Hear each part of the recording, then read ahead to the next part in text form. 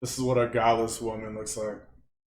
This is such a good question. I will say that I got married before I educated myself on the patriarchy and misogyny. Once I recognized it, it was unavoidable at that point. It wouldn't go away. And me and my husband either had to deconstruct from misogyny or separate because it would not have worked out. And that's exactly what we did. He is very aware of the role that he plays in this system. You don't choose to be a misandrist. It's something that happens to you over time. We've known each other since we were 14, so this was an easy obstacle to kind of tackle together. He knows I hate men. He understands completely. All you can do is deconstruct, educate yourself, and do better as a person. And that's what we had to do.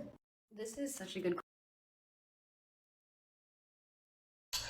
Yo, this isn't a secret, by the way, there is a known attack on the masculine man. There has been for quite some time now, and all these social media platforms, every single one is against the masculine man. Why is that?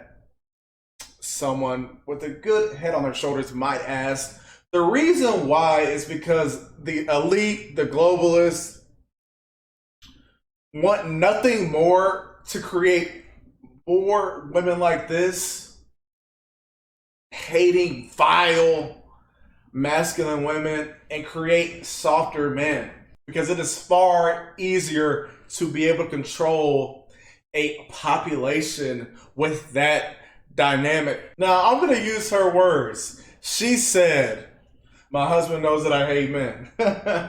What does that mean, y'all? This means that she had to find a beta that is willing to put up with the emasculation, that is willing to put up with the disrespect. Y'all, no man worth his salt is willing to put up with blatant disrespect. I don't care what the woman looks like. And it's super unfortunate because she said it herself. Again, her words. I like to use their words because it really puts into context how ridiculous these people are. Her words. We've been together. We've known each other since we were 14. Okay. So you're punishing a man for being nothing more than a man.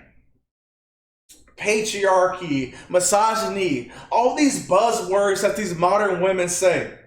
So this guy is having to pay the price because you've dealt with significant trauma in your life from a young age. Look, we all go through things in life. Nobody's discounting that.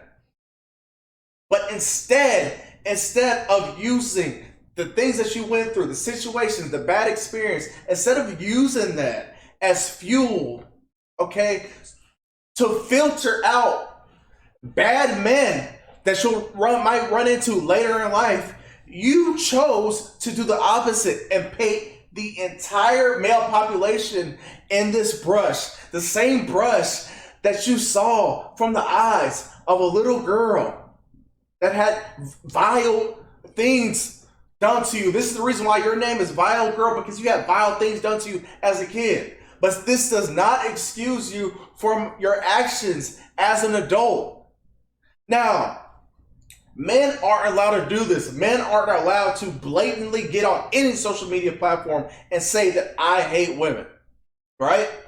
They're not allowed to do that. Just me saying this on this YouTube video might get my channel taken down. YouTube's already been hating on me. Why? Because I'm a masculine man. Why? Because I'm a conservative. But if I'm a leftist woman, I can say whatever I want to. Whatever I want about men.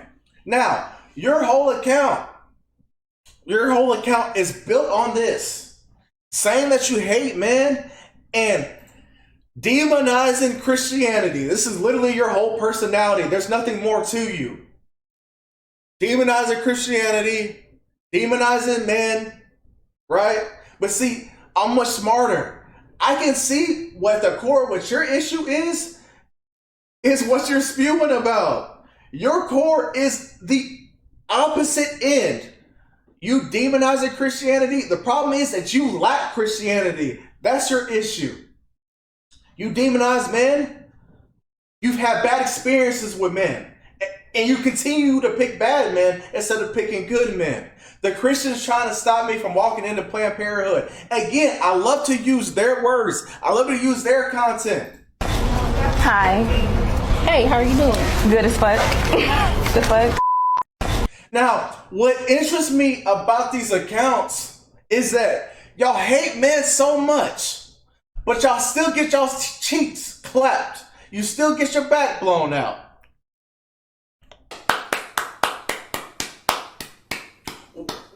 Why are y'all so passionate?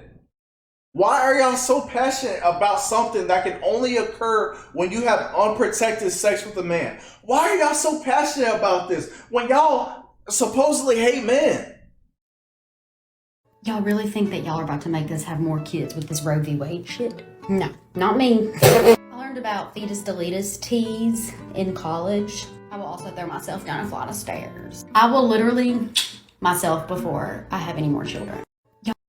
But me as a conservative, I get censored on platforms. Me as a conservative, I get censored.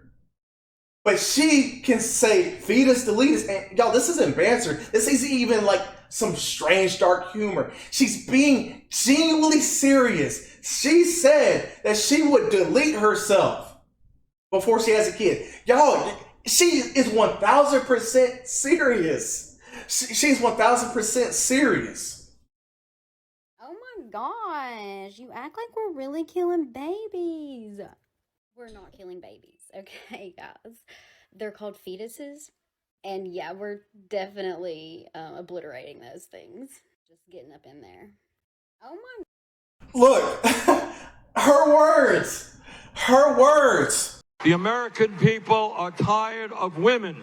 Imagine knowing a girl since you were 14. Everything's hunky-dory. Everything's fine and dandy.